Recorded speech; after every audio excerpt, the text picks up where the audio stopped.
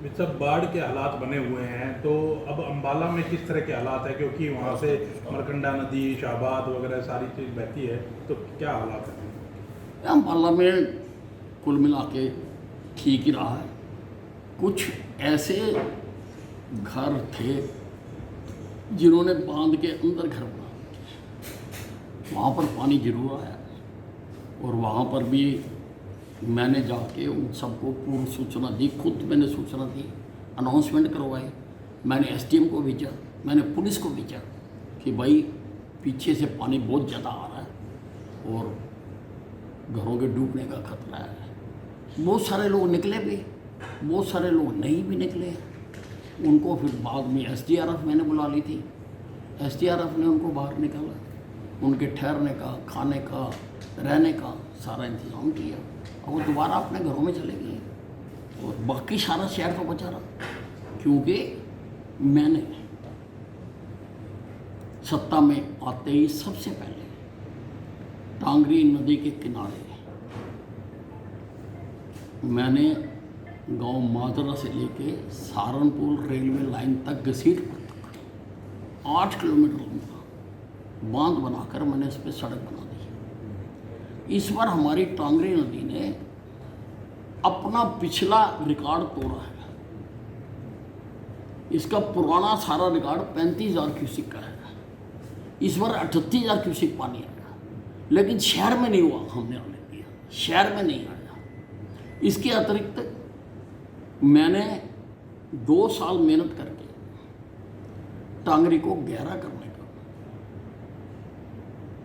मंजूर कराया और ग्रीन ट्रिब्यूनल तक केस किया और एनएच और प्रदेश सरकार के बीच में एक एमओयू हुआ। उसके तहत 6 फुट तक उनको टांगरी गहरी करने का अधिकार मिला। उन्होंने काम शुरू किया ही था, बीच में कुछ लोगों ने व्यवधान डाल दिया कि हम खोदने नहीं देंगे। इस कारण से वो डिले हो गया।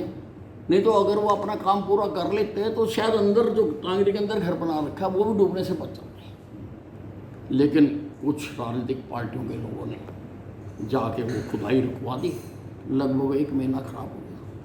तो अब फिर बरसातें आ गई। बरसातों में तो खुदाई का काम हो नहीं सकता, लेकिन अब बरसातों के बाद हम वो खुदाई कराएंगे और उसके बाद मुझे लगता है कि अम्बाला में बाढ़ नहीं आएगी। वैसे भी मैंने अम्बाला में बाढ़ को रोकने के लिए काफ़ी काम किया।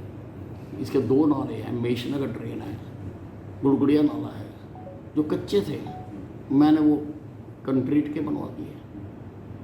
और मैंने पानी निकासी के लिए भी 2 पंप हाउस लगाए, 200-200 क्यूसेक।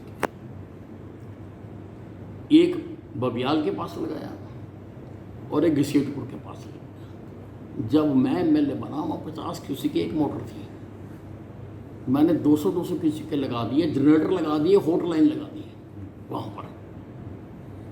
और शहर में भी मैंने सभी जगह पर स्ट्रॉन्ग वाटर पाइपलाइन डलवा दी ताकि पानी आए। पानी आने से तो मैं नहीं रोक सकता, वो तो ऊपर वाले कर सकते, पर आए और निकल जाए, यही है। और वो हमने किया है।